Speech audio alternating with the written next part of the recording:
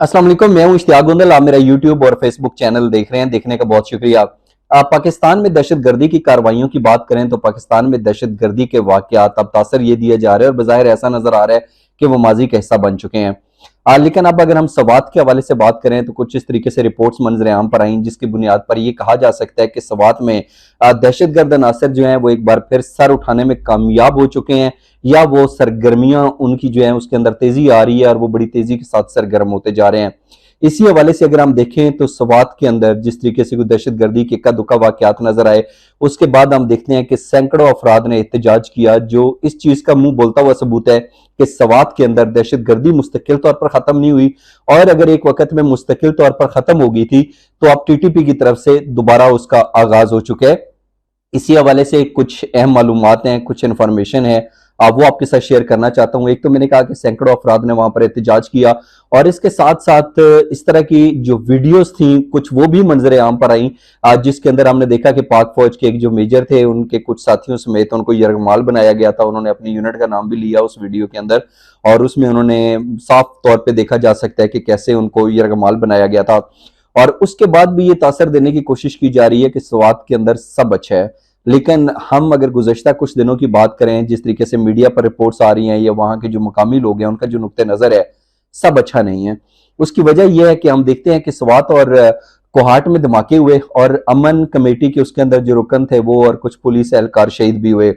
और मैं आपको ये भी बताता चलूंगा, ये जो अमन कमेटी के सरबराह हैं इनका नाम है अदरीस, ठीक है। और अदरीस खान जो है हमने देखा कि वो शहीद हो गया, और उसके बाद उनकी शहादत के बाद तहरीक तालिबान पाकिस्तान की तरफ से एक रद्द-ए-अमल भी सामने आया, जिसमें उन्होंने कहा कि ये जो अदरीस खान है ये 13 साल से हमारी हिट लिस्ट पर मौजूद थे। अब अगर हम 13 साल की बात करें तो इसको हम दो तरीकों से देख सकते हैं, इसका दो तरह से तज्जिया किया जा सकता है, दो तरह से इसका मुवाजना किया जा सकता है।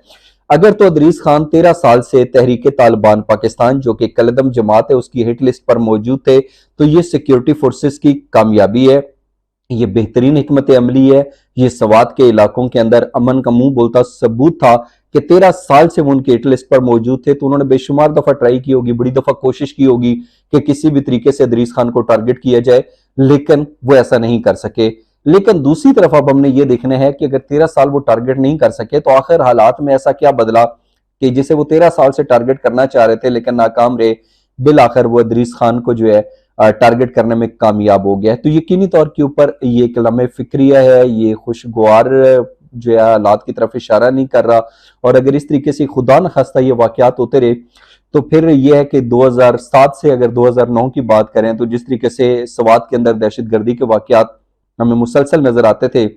कहीं खुदा न खास्ता सूरत हाल वो रुख इख्तियार ना कर ले। इसके साथ साथ अब हमने देखना यह है कि जैसा कि अगर हम 9/11 के बाद दहशतगर्दी के वाकयात की बात करें तो पाकिस्तान में ने 75,000 से जायद कीमती जानों की कुर्बानी दी, 160 अरब डॉलर से जायद का माशी नुकसान बर्दाश्त किया। पहले अगर किसी शादी ब्याह की तकरीब के अंदर अगर कोई इस तरीके से आतिशबाजी भी होती थी या अगर उसके अंदर कोई हवाई फायरिंग होती थी तो पहला तासर यही जाता था कि खुदा न खास्ता किसी जगह पे बम धमाका तो नहीं हो गया। हमने ये हालात देखे हैं, हमने बड़े अफसोसनाक सानियात देखे हैं, वाकयात देखे हैं। हमने एक एक दिन के अंदर दो दो तीन तीन दहशतगर्दी के बड़े वाकयात देखे, लेकिन उसके बाद पाकिस्तान के अंदर अमन बड़ी तेजी से बहाल हुआ। लेकिन अब जिस तरीके से सवात के अंदर एक बार फिर कलदम जमात तहरीक तालिबान पाकिस्तान के जंगजुओं की आमद के हवाले से बात की जा रही है और ये तासर दिया जा रहा है कि अब ये कार्रवाइयों का सिलसिला नहीं रोकेगा। अगर ये कार्रवाइयां इसी तरीके से उनकी तरफ से बढ़ती रहीं और इस तरीके से दहशतगर्दी के वाकयात जो हैं वो रूनुमा होते रहे तो फिर यकीनी तौर के ऊपर ये हमारी सिक्योरिटी फोर्सेस के लिए एक सवालिया निशान भी है। और अगर बर वक्त मौसर इंतजाम और इकदाम ना किए गए तो फिर ये एक संगीन सूरत हाल भी इख्तियार कर सकते हैं। और पहले ही पाकिस्तानी कौम के बहुत सारे मसाइल हैं, लेकिन दूसरी तरफ ये उम्मीद रखी जा सकती है कि जिस तरीके से दहशत गर्दों के बारे में खबरें आती थी कि वो तो इस्लामाबाद से चंद किलोमीटर के फासले पर रह गए हैं, बिल्कुल कैपिटल के अंदर आने वाले हैं, लेकिन उसके बाद हमने देखा कि कैसे हमने